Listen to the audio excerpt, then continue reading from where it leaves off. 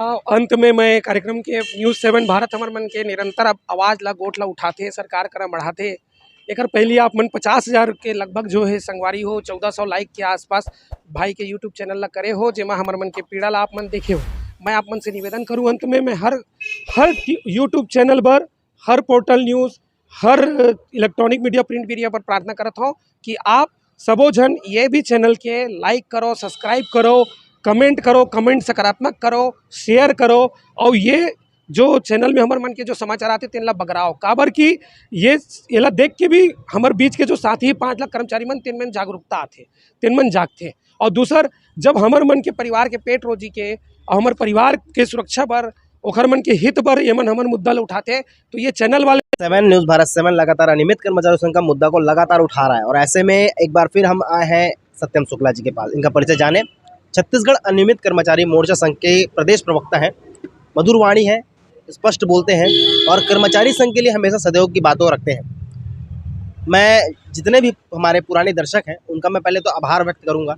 इनका पुराना एक इंटरव्यू जहाँ आपने एक महीना पहले जो देखा था उसे लगभग 50,000 लोगों ने देखा है, उसके लिए तहे दिल से मैं अपना आभार व्यक्त करता हूँ।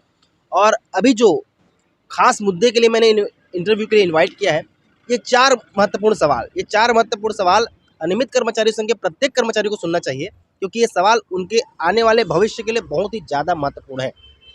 स्वागत है खास कार्यक्रम बवाल पत्रकार तो पूछेगा सवाल। एक पत्रकार के हैसियत से सत्यम शुक्ला जी मैं बिल्कुल एक सवाल पूछना चाहूँगा। 4 सवाल तो सबसे पहले तो मेरा पहला सवाल रहेगा, 2 तारीख कल है, सेमेस्टर की एग्ज़ाम भी चालू हो गई है और अनियमित कर्मचारियों संघ की भी चुनौतियाँ शुरू हो गई क्योंकि शीतकालीन सत्र कल से शुरू होने वाला है। क्या इस शीतकालीन सत्र में कुछ रास्ता निकलने वाला है? इस शीतकालीन सत्र में बहुत सारी उम्मीदें हैं। पूरे 5 लाख कर्मचारियों को जो अनियमित हैं उन्हें बहुत उम्मीदें हैं और निश्चित रूप से बहुत अच्छा रहेगा। अभी भारतीय जनता पार्टी के द्वारा स्थगन प्रस्ताव लाया गया है, हमारे ही मुद्दे में उसमें प्रमुख मुद्दा हमारा है। साथ में स्थगन प्रस्ताव के जवाब में पंचायत विभाग का एक जवाब गया है जिसमें उन्होंने वैधानिक समस्या, बेरोजगारों के साथ अन्याय, संवैधानिक बाधा की बात की है और बजट की समस्या उसमें बताया है, जो कि मेरे ख्याल से सब वन विभाग और निगम मंडल आयोग के लिए भी वो समस्याएं रहेंगी और ये एक सामान्य समस्या है। ये कभी भी हमारे बारे में जब भी निर्णय कोई भी सरकार करती है तो उसके लिए बाधा पहले भी थी और अभी भी रहेगी, उसी चीज़ को रखा गया है। और चूँकि ये छत्तीसगढ़िया सरकार है और हम लोग 5 लाख छत्तीसगढ़िया परिवार के अनियमित कर्मचारी हैं और हमारे परिवार के जो 25 लाख हमारे मतदाता हैं छत्तीसगढ़िया परिवार, हमारे परिजन जो हैं, उन सब को बहुत उम्मीदें हैं और यही जो उम्मीद है उसके दबाव में हमको बहुत आशा है कि हमारे लिए जरूर यह सरकार कुछ ना कुछ अच्छा करेगी। शीतकालीन सत्र में तो विधानसभा की बातें भी उठेंगी, विधानसभा में आने वाले उन हर एक पहलुओं को भी उठाया जाएगा, विपक्ष भी अपना जवाब रखेगी।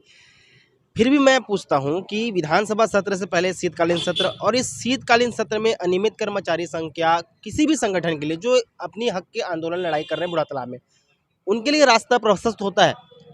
बजट बहुत बड़ा एक अभी भी, क्योंकि हम जब कर्मचारियों से पूछते हैं चलो ठीक है भैया हमको नियमित करेंगे कर देंगे, 45 को करेंगे कर देंगे, हो सकता है 5 लाख को करना चाहे कर देंगे। बजट की जो समस्या है, क्या सरकार इतना सक्षम है कि इतने सारे कर्मचारियों को हर महीने की सैलरी, जैसे आपने उस दिन बताया था मुझे कि अगर कोई कर्मचारी रेगुलर होता है तो उसे 8 की जगह 14 देना पड़ेगा और अगर कोई नया भर्ती आएगा तो उसे 20,000 देना पड़ेगा। कहीं ना कहीं सरकार को लॉस है नया भर्ती में, तो जो कर्मचारी जो पहले काम कर रहा है उसको पहले नियमित करे, तो जो 8 से 14 करेंगे तो सरकार को बजट कम पड़ेगा। लेकिन अगर वो सभी कर्मचारियों को नियमित करता है तो क्या सरकार अभी सक्षम है बजट देने में?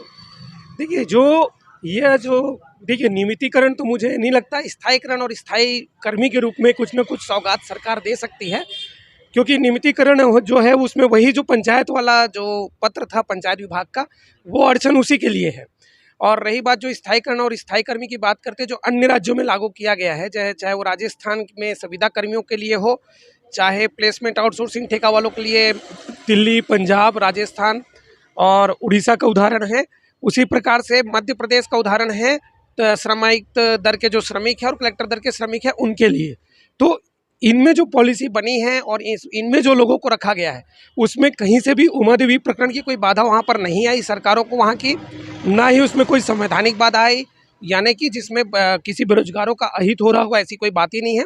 और उन सरकारों ने जब भी उन्हें विभाग में लिया है, मर्ज किया है, तो जो उनका वर्तमान वेतनमान है उसी वेतनमान में लिया है और जब वो एक निश्चित समय सीमा के पश्चात स्थायी कर्मी या स्थायीकरण उनका हो गया तो उन्हें सरकार सारी सुविधाएं जो एक नियमित कर्मचारियों को मिलती है उन्हें उपलब्ध करा रही है, उसमें अनुकंपा से लेकर सारी सुविधाएं। तो मुझे लगता है यह सरकार भी इसी दिशा में पहल करेगी और यही एकमात्र समाधान भी है।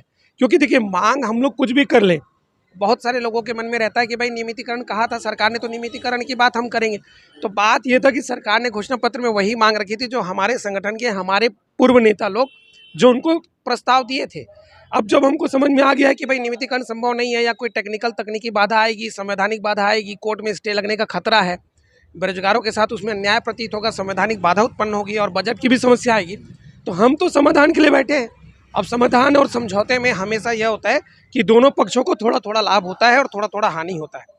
तो इस ढंग से होगा। और जो आपका सवाल था, चरणबद्ध होगा। देखिए, अभी क्या हो सकता है कि जिन लोगों को विभाग के द्वारा सीधे वेतन दिया जा रहा है, चाहे वो संविदा के हो या तृतीय चतुर्थ श्रेणी के कर्मचारी हो, यदि वो अंशकालीन मानदेय और आपका जॉब दर वाले ना हो और आउटसोर्सिंग प्लेसमेंट ठेका ना हो, तो पहले उनका हो सकता है। उसके पश्चात अंशकालीन जॉब दर मानदेय वाले और आउटसोर्सिंग प्लेसमेंट ठेका वाले, इनमें भी दो प्रकार के लोग हैं काम करने वाले। एक संविदा के वेतनमान वाले कार्य कर रहे हैं और एक है तृतीय चतुर्थ श्रेणी के स्तर का समकक्ष का कार्य कर रहे हैं।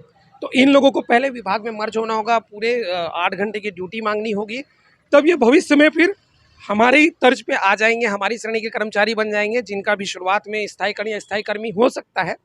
तो चरणबद्ध होगा, एक झटके में नहीं होगा। पर सभी कर्मचारियों का सिर्फ ये है उम्मीद कि नीति बन जाए, सरकार एक नीति बना दे कि भैया फलाने सन के पश्चात जो है हम लोगों को विभाग में मर्ज कर दिया जाएगा, या फलाने वर्ष के पश्चात जो है मुझे पूर्णकालिक कर्मचारी बना दिया जाएगा और इतने दिन की अवधि का कार्य करने के पश्चात मुझे विभाग में मर्ज कर दिया जाएगा, चाहे स्थायी कर्मी के रूप में हो या स्थायीकरण के रूप में हो। तो संभव है और ये सरकार ज़रूर करेगी। क्योंकि अभी आप देख रहे होंगे कि बहुत सारे राजनीतिक दल जो हैं आज, चाहे वो भारतीय जनता पार्टी की बात करें, डॉक्टर रमन सिंह जी की बात करें, चाहे आपके आम आदमी पार्टी की बात करें, चाहे सपा की बात करें, चाहे बसपा की बात करें, चाहे जनता कांग्रेस की बात करें, सभी दल अनियमित कर्मचारियों के लिए आवाज़ उठा रहे हैं और वो बोलते हैं कि हम यानी वो उनका दावा है यदि उन्हें अवसर मिलेगा तो वो हमारा कुछ ना कुछ अच्छा करेंगे। तो ये सभी लोग इसीलिए तो बोल रहे हैं कि रास्ता है। और ये हम कर्मचारी साथियों को भी समझना होगा कि सरकार उचित मांग, मैं बार बार कहता हूँ, पिछले इंटरव्यू में भी कहा था कि संवैधानिक बाधा मुक्त, कानूनी बाधा मुक्त जिसमें मध्यवर्ती प्रकरण की बाधा ना हो और बजट जिसमें जीरो हो, ऐसा कोई प्रस्ताव हमको समाधान के रूप में सरकार के समक्ष रखना होगा। वहीं से हमारा रास्ता खुलेगा। यदि हम भी अड़े रहे तो ये मान के चलिए 2008 से 22 तक जो हाल है वो आगे भी निरंतर चलता रहेगा, कोई हमारा भला नहीं कर पाएगा। इस पहला सवाल से तो मैं संतुष्ट हूँ, क्योंकि एक तो मैं ब्रेकिंग न्यूज़ देना चाहता हूँ। अंशकालीन स्कूल सफाई कर्मचारी संघ अभी विधायक खोजो अभियान लगा रही है। आपको भी साथ जानकारी होगा, जब भी अपने अपने विधानसभा क्षेत्र में जाके अपने विधायक से लिखित पत्र मांग कर रहे हैं और विधायक जी बाकायदा लेटर बना के मुख्यमंत्री जी को दे रहे हैं कि इनकी मांग जायज़ है और इनकी मांगों की पूर्ति की जाए। तो ये एक बहुत बड़ा अपडेट है, मैं आपको देना चाहता हूँ। और नया साल के लिए मैं सबको बधाई देता हूँ। नया साल का पहला दिन है और पहला दिन हम इंटरव्यू कर रहे हैं। दूसरा सवाल मैं पूछना चाहता हूँ, अभी आपने समाजवादी पार्टी के नाम का बात किया, 24 घंटे में नियमितीकरण कहते हैं, कई कहते हैं कि हम 10 दिन में नियमितीकरण करेंगे, कई कहते हैं कि तत्काल कर देंगे। संभव है तत्काल करना?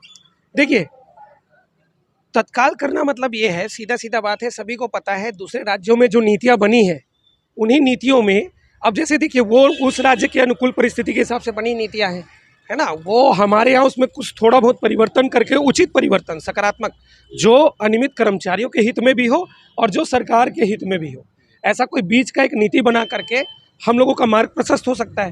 तो जब किसानों का कर्जा माफ़ हो सकता है कुछ घंटों के में, कुछ अवधि में, तो हमारे लिए भी एक नीतिगत निर्णय तो लिया जा सकता है। उसको लागू होने में, नियम बनने में, प्रक्रिया में भले समय लगेगा, पर शुरुआत जो हो सकती है वो तो कुछ घंटों में हो सकती है।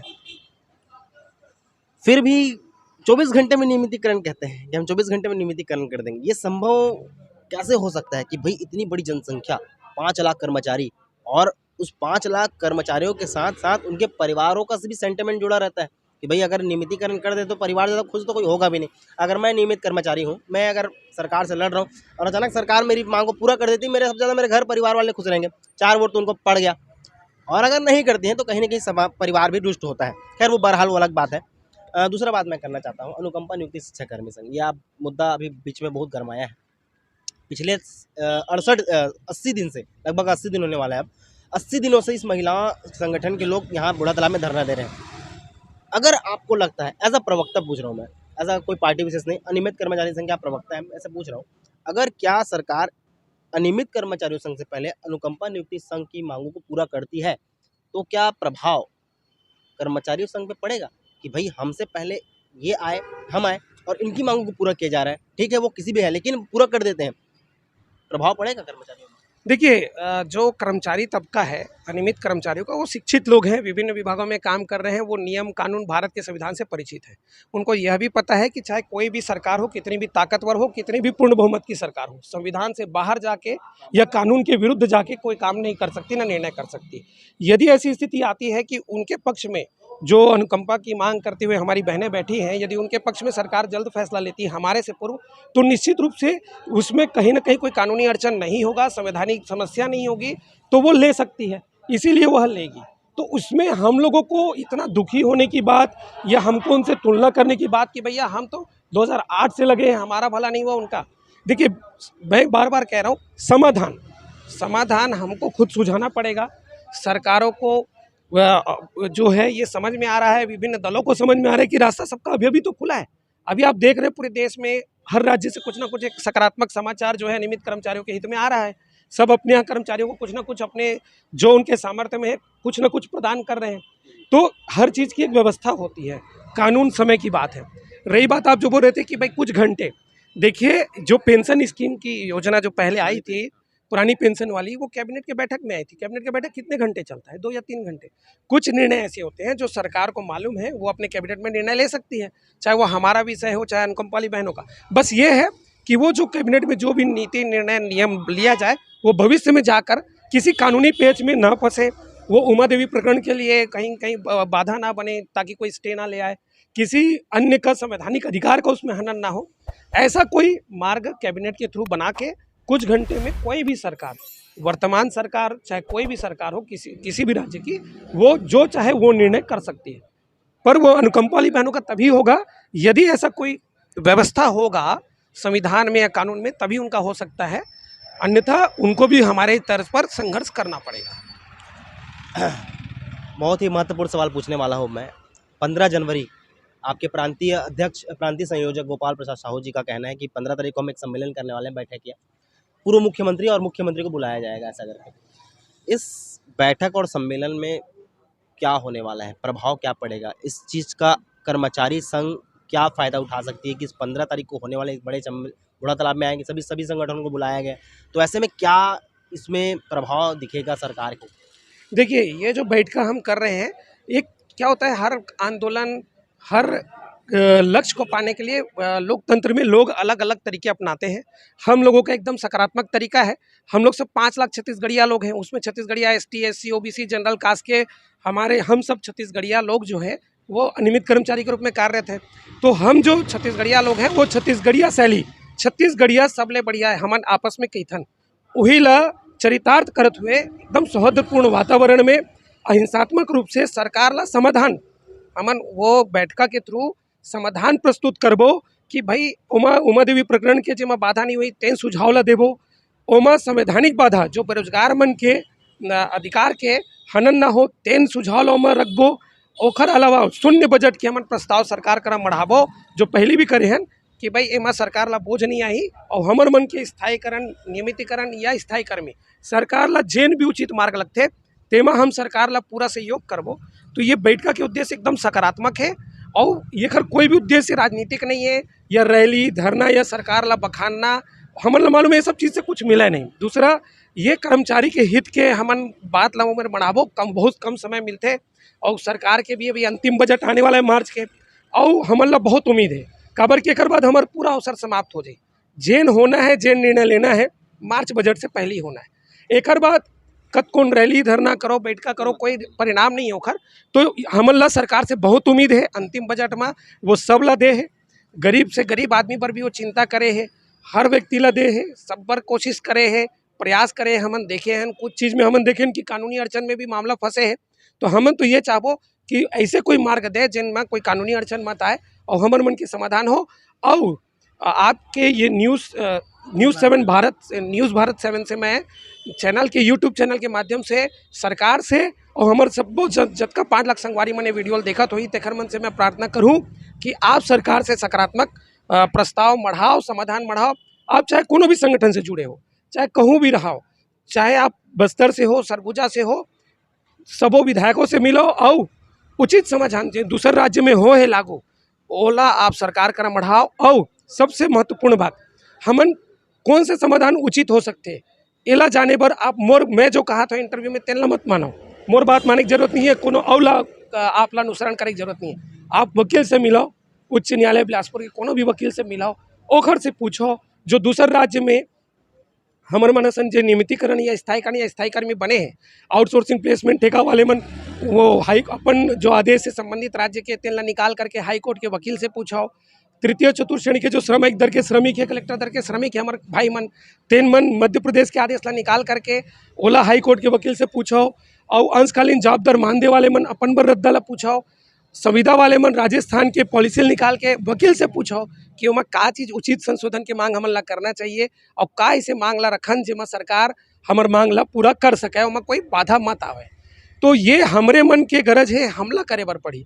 हमन सोचबो कि सब चीज़ सरकार हमारे बारे में सोची तो ये संभव नहीं है। कई बार अधिकारी मन भी मिसगाइड करते, एमा अधिकारी मन के भी लापरवाही रही थे। तो भैया अपन मरे बिना स्वर्ग नहीं दिखाए, छत्तीसगढ़ी में कहावत है। तो आप मन खुद जागरूक रहो, आपके जागरूकता ही आप मन ला स्थायी कर्मी या नियमितीकरण दी। और सबसे बड़ी महत्वपूर्ण बात मैं न्यूज़ 7 भारत के माध्यम से कहना चाहता हूँ कि आप मन नियमितीकरण शब्द ला मत पकड़े रहो। बिही, जाम या अमरूद चीज़ एक के चीज़ के बारे में तीनों बात होते तो फर्क नहीं पड़े, चाहे मैं स्थायी कर्मी बनो या स्थायीकरण हो। दूसर राज्य में स्थायी कर्मी और स्थायीकरण बने हैं और मतलब पूरा सुविधा सरकारी कर्मचारी के, चाहे अनुकंपा हो, चाहे महंगाई भत्ता हो, चाहे जॉब सुरक्षा हो, नियमित कर्मचारी के सुविधा हो, सब मिलत है। तो आप मन मोर संकेत ला समझो, अच्छा वकील ला पकड़ो, ओखर से सलाह लाओ। और जम्मो हमरो समाज के जतका विधायक मने तेकर मन से आप अपील करो कि वो सरकार ला सकारात्मक सुझाव दे। विपक्ष ला प्रार्थना करो कि वो सरकार ला सकारात्मक सुझाव दे। जैन दल वाले मन भी हमर मन के हित में आते, तेन मतलब यही कहो कि वो सरकार ला सकारात्मक सुझाव दे। हमन ला समाधान और सुझाव के मांग करना है। रैली, धरना या 30 दिन के काम रोक के बाधा पैदा करना, धरना दे के बूढ़ा तालाब में बैठ जाना, हमारे मन के साथी मन के तनख्वाह कटवाना, ये चीज़ हमारे मन ला शोभा नहीं दे। हमारे छत्तीसगढ़ के जनता, छत्तीसगढ़िया जनता काम ला रोकना, ये सब गलत है। उचित मांगला उचित मंच के थ्रू, उचित माध्यम से हमन ला मढ़ाना है। हमारे ये जो जबकि ये छोटे छोटे चैनल है, यूट्यूब चैनल है, पोर्टल न्यूज़ वाले मन है, इलेक्ट्रॉनिक मीडिया, प्रिंट मीडिया के जो साथी है पत्रकार मन, तेखर माध्यम से हमन ला अपन बात ला सरकार करा पहुँचाना है। सरकार एखर मन की बात ला सुनथे, हमारा उचित मांगला सरकार जरूर पूरा करी, अनुचित मांगला तो कोनो सरकार पूरा नहीं कर सके। लास्ट और अंतिम सवाल बहुत ही महत्वपूर्ण हुआ। आखिरी सवाल पूछना चाहता हूँ, जतका कर्मचारी संघ ला देखा था, जैसे कि मैं एक अनियमित कर्मचारी हूँ, आप मन भी अनियमित कर्मचारी हो। आप मन करा था 10 साल से, मैं अभी आया हूँ 6 महीने के, मैं वही पेमेंट में काम करता हूँ, आप मन भी वो पेमेंट में काम करता हूँ। एकदम जेनुअनली सवाल है, एकदम ये सवाल ला मोला बाकायदा बोलिस पूछा गई के सरकार आप मन के इतना बड़े आंदोलन ला देख के आप मन ला नियमित कर दिस। बाय द वे मैं अभी 6 महीने पहले ज्वाइन करे हूँ, मोर नहीं होइस। तो जो अभी ज्वाइन करे है, जेकर साल 1 साल 2 साल 3 साल होए, वो मन कहाँ जाए? एमा एकदम आप ये चीज़ ला समझाओ, जैसे अभी शिक्षा कर्मी मन के सम्मिलन या स्थायीकरण जिन होइस, तेमा ओखर मन के जो 20-20 साल के कार्यकाल रहिस तेन 0 हो गए। ये नियम है, जतका भी होते जो 97 में भी जो हो रही से, 97 तक के जतका जन के भी रेगुलर हो रही से नियमितीकरण, तेकरो मन संग यही हो रही से। आप ये चीज़ ला समझो, ये एक सामान्य प्रक्रिया है, पहला। दूसरा, जब भी सरकार कोई पॉलिसी बनाई तो एक चीज़ ला आप ध्यान रखो कि जिसे मैं एक उदाहरण लूँ मोर लोक निर्माण विभाग के। लोक निर्माण विभाग में जो 2 महीना पहली श्रमिक दर के श्रमिक आए हैं और जिन 20 साल से श्रमिक दर के श्रमिक के वेतन पाते वो काम करते हैं, यदि सरकार हर नीति बनाई तो ये जम्मो पर बनाई, वो 2 महीना वाला ला नहीं छोड़ सके और वो 20 साल वाले ला नहीं छोड़ सके। काबर अगर वो 2 महीना ला छोड़ी तो वो कोर्ट जाके स्टे ले आई। नीतिगत काबर की दोनों रखे के प्रक्रिया एक असन है, वेतन पाए के तरीका एक है, सारा मापदंड एक असन है। तो कभी भी पॉलिसी बनी तो ये, हाँ, एमा सरकार ये कर सकते, बजट जिसे सरकार ला लगी कि यार एक झटका में ये 5,000 हमन में होतन छत्तीसगढ़ लोक निर्माण विभाग में, तो ये 5,000 मन ला इकट्ठा नहीं ले सकन। तो एमा मान लो 1,000 मन जो है वो 10 साल वाला है और बाकी मन जो 4,000 10 साल से कम वाले मन है, तो ओखर पर भले 10 साल के मापदंड रख सकते हैं, पर ये जरूरी नहीं कि 10 साल के मापदंड रखे हैं। मिनिमम 3 साल के अभी छत्तीसगढ़ में परीक्षा अवधि लागू है, तो मिनिमम 3 साल के भी मापदंड वो रख सकते हैं। ये सरकार के बजट और तकनीकी कारण है कि भाई वो लोग का चीज़ में फ़ायदा है, पहला। दूसरा, अब ऐसे नहीं है कि लोक निर्माण विभाग के ही केवल हुई तो जम्मो 54 विभाग के और 40 निगम मंडल आयोग के हुई। एमा सीधा सीधा बात है कि छत्तीसगढ़ के अगर संविदा कर्मचारी के हुई तो सबो संविदा कर्मचारी के नीति बनी, ओमा कोनो संविदा कर्मचारी छोड़ नहीं सके, नहीं तो कोर्ट चल रही है। वैसने तृतीय चतुर्थ श्रेणी के कलेक्टर दर के श्रमिक या श्रमिक दर के श्रमिक अगर ओकर पर पॉलिसी बनी तो सबो बर बनी, ओमा कुछ ला छोड़ के कुछ बर बनी, ऐसे नहीं है। वैसने आउटसोर्सिंग प्लेसमेंट ठेका के जो पॉलिसी बनी तो सबो बर बनी, ओमा ऐसे नहीं कि कुछ मन ला छोड़ दी और कुछ मन ला कर ही। और अंशकालीन जॉब दर मान दे बर कोई नीति ला ही तो सबों के ला ही, ओमा कुछ ला ले नहीं सके। ये तकनीकी चीज़ एक से मैं अपील करे हो, वकील से मिलाओ, वकील आप ला बताही, आप ला वो अच्छा समझ में आई। मोर के बात ला मत मानो, आप वकील से पूछो ना, आपके संगठन के प्रमुख से पूछो। काबर की लोगन अपन हिसाब से भेड़ चाल चलाते हैं, ओमा ही आप ला 2008 से आज 2022 हो गए। अगर उचित मांग उचित मंच में कर रही थे, आज हमन कुछ न कुछ लक्ष्य और मिलती समझ ला और हमार भला हो जाती। तो जो भी नीति बनी सरकार सबों पर बनाई। हाँ, ये हो सकते हमन तो जिसे लोक निर्माण विभाग में मांग करे हैं, मैं तो जम्मो संगठन ला बोला तो 54 विभाग के और निगम मंडल आयोग के कि एक बहुत अच्छा सवाल है। तो हमन लोक निर्माण विभाग में मांग करें कि 50 साल से ऊपर जतका कर्मचारी तेन मन ला तत्काल स्थायी कर्मी बनाए मध्य प्रदेश के तर्ज में। जीरो बजट मतलब जो वेतनमान हमन ला मिला थे वही वेतनमान में वाला स्थायी कर्मी बनाया जाए। और तीसरा मांग हम ये करे हैं कि तृतीय और चतुर्थ श्रेणी के जो भी जैन योग्यता रखते तेन योग्यता के अनुसार ओखर मन ला पोस्टिंग दे जाए, और यदि वो पद नहीं है तो सांकेतर पद में ओखर मन के पोस्टिंग दे जाए। और जिन शेष बची 50 साल के बाद तेन मन ला आज से 3 साल के परीक्षा अवधि घोषित कर जाए, 3 साल बाद सबो मन ला जतका शेष है तेन ला स्थायी कर्मी बनाया जाए। तो एमा का है मध्य प्रदेश में जब स्थायी कर्मी बना रही से तो 3,000 5,000 2,500 ऐसे तनख्वाह बढ़ा रही से। उमा वहाँ के सरकार ला 2016 में 260 करोड़ के खर्चा आई। हम तो सरकार ला जीरो बजट के देथन, 1 रुपया बढ़ाए के बात नहीं करत हन। भविष्य में महंगाई भत्ता अनुकंपा सबके लाभ हमला मिली हो, यहाँ तो पेंशन भी लागू हो गए, तो ये मान के चलो पेंशन के लाभ भी मिली हमारे कर्मचारी साथी मन पर।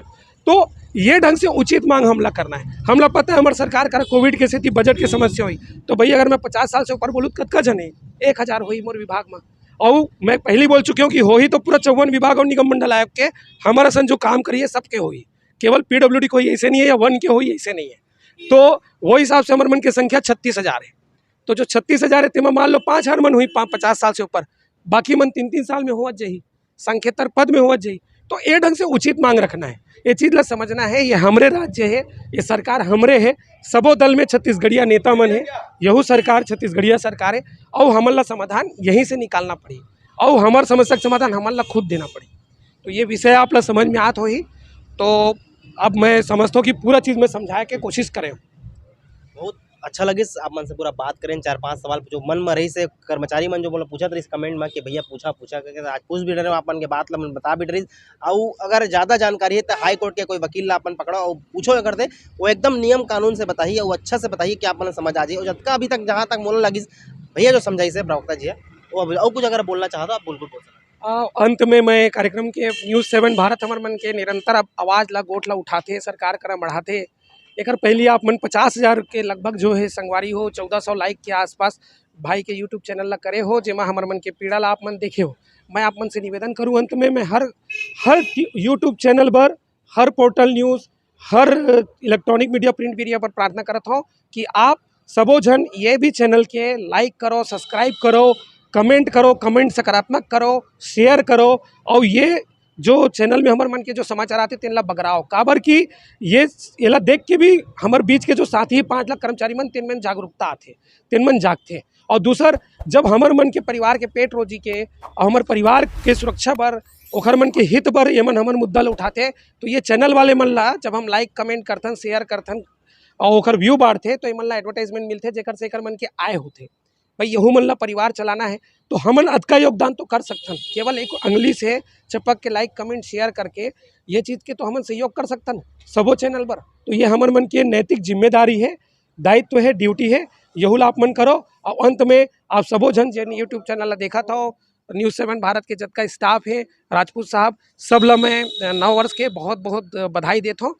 बस अतके मैं कहूँ, जय हिंद, जय भारत, जय छत्तीसगढ़। आपन ला भी नवा साल के गाड़ा गाड़ा बधाई और सब कामनाएं। आपन के भी नया साल अच्छा, ये साल तो अच्छा ही रहे।